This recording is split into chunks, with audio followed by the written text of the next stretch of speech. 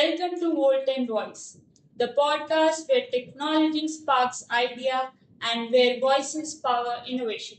Today we are honored to have Mr. Vipul Sharma with us, a highly accomplished engineer and technologist. Currently he is serving as principal VLSI design engineer at Skyline in Orbit.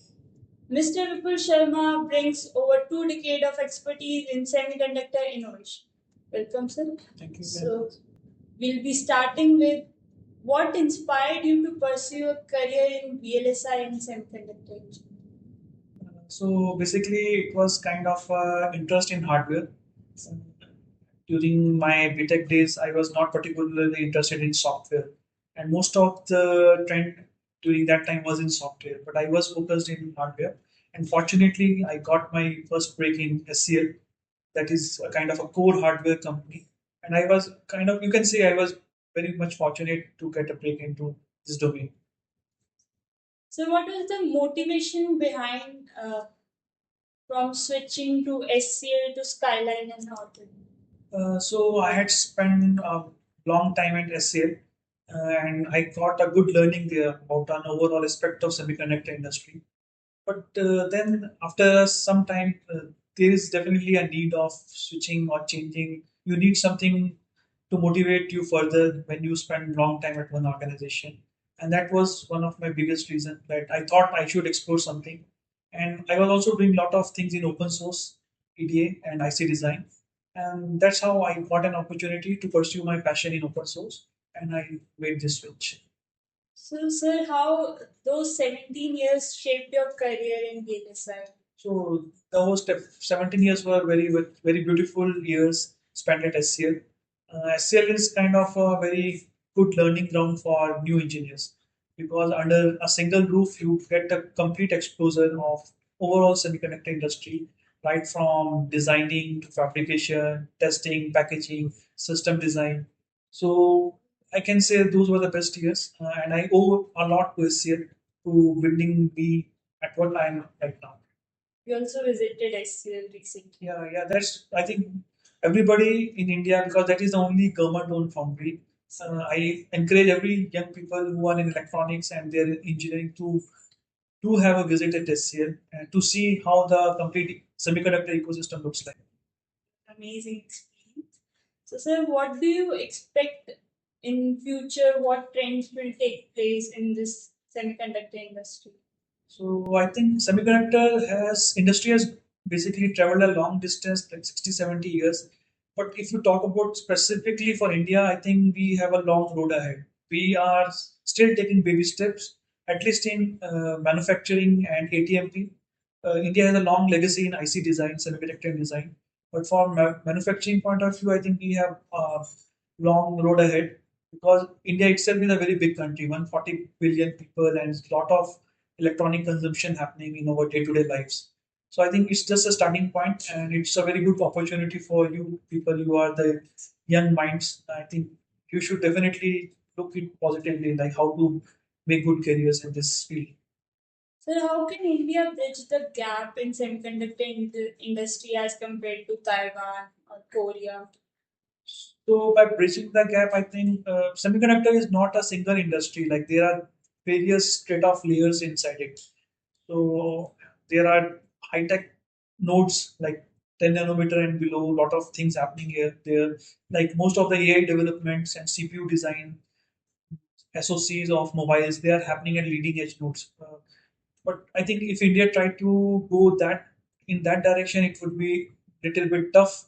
So I advise like we should focus on the other mature node technologies, like from 180 nanometer to 28 nanometer. That's what government is also trying. That is a very big. There's a very big opening for India there. So it's basically a journey. You have to learn first. You start walking, and then you think of basically running. So I think Indian government is adopting a good approach.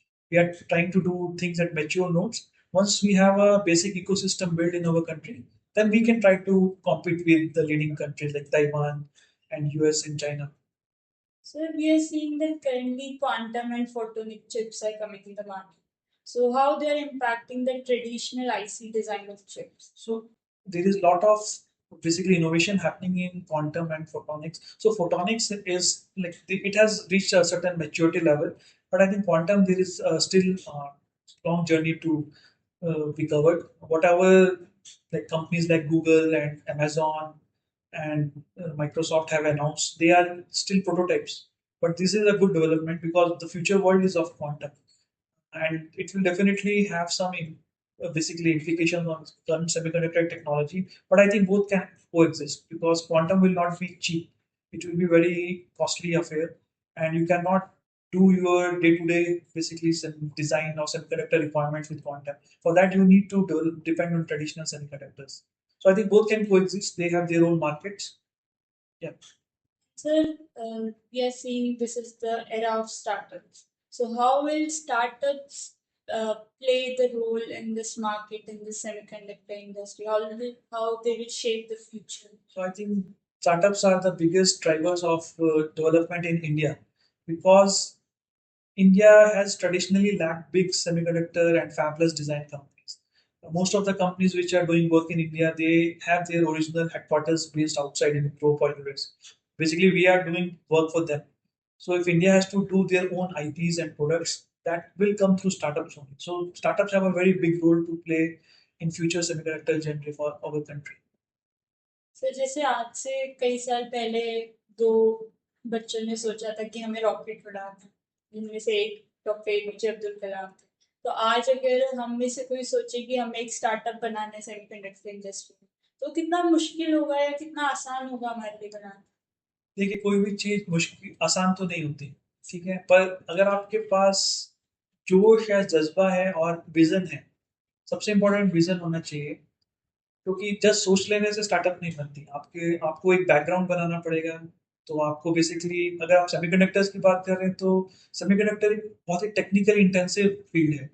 इसमें devices हैं, physics है, chemistry involve है, electrical electronics, बहुत सारे multi facility domains involve है। तो basically आपको पहले अपने फंडामेंटल्स और कॉन्सेप्ट्स क्लियर करने पड़ेंगे। Once that is done then you have to basically survey the industry. Industry में रिक्वायरमेंट क्या है, मतलब बेसिकली इंडिया में किस टाइप की प्रोडक्ट्स की रिक्वायरमेंट है। सो इतना करने के बाद फिर you can definitely do a startup in India. And good thing is there is a lot of encouragement nowadays happening from government and also private ventures. I think I have heard like a lot of startups in India are getting good funding from private ventures. So आज के दिन India में मुश्किल नहीं है startups, but हाँ आपको पहले अपना बेस स्ट्रॉन्ग करना पड़ेगा। सर आजकल हम बात करते हैं कि सेमीकंडक्टर का एक रोल आ रहा है वॉरफेयर।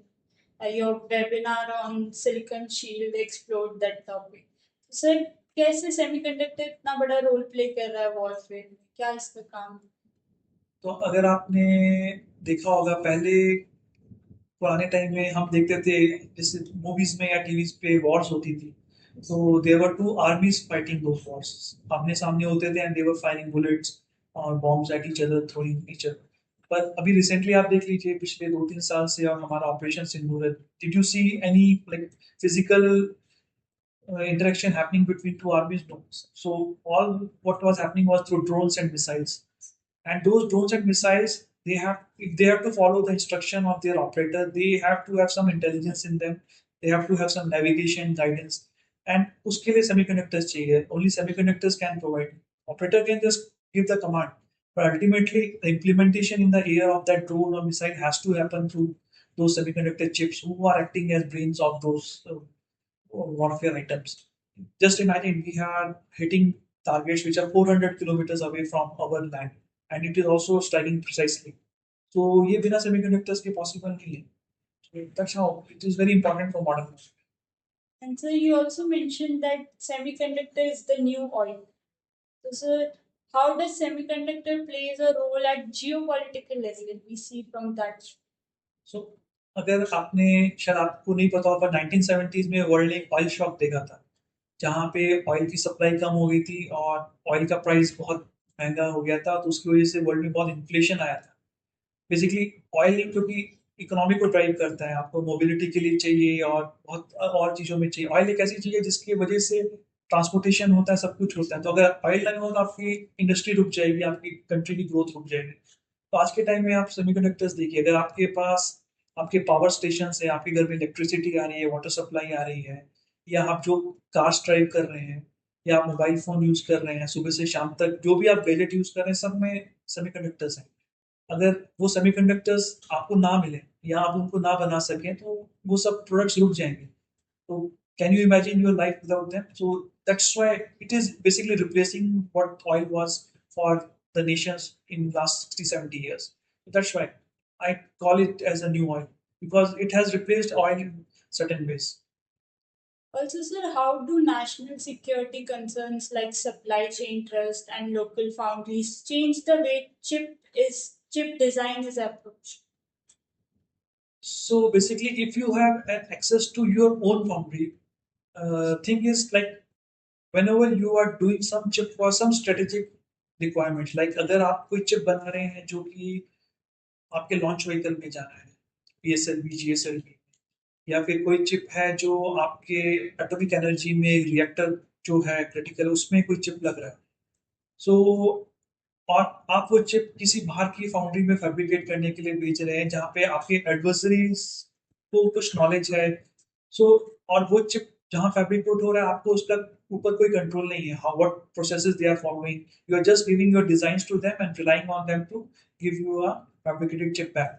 बीच में whatever is happening, you have no control और knowledge about it. So your adversary can always impact that if they have a good relations with them, or if they can influence them in any other way.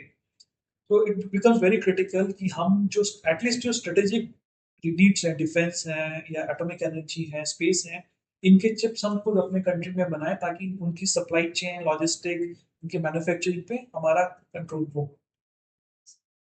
So, in your view, how can young engineers strike the right balance between depth in their core field and breadth across adjacent fields? So देखिए, you definitely need depth in your core field basically. And another thing is like today's world is multidisciplinary. In fact, especially after AI is impacting all the domains in various ways. So I believe like the person who is basically multi-talented or he's multi-trained in wide variety of fields. अगर आपको let me talk about my own field, semiconductors. If you are a good IC designer and you have a knowledge of AI also, okay, and if you are able to use AI to do efficiently your designs, so definitely it is a big advantage for you. Okay, so similarly there are can be different domains, so it is good, but good important thing is you should not basically kind of neglect your own field. You should definitely have a core strength in that. Over and above that, you should definitely explore other field and try to absorb whatever is suited for your long-term progress.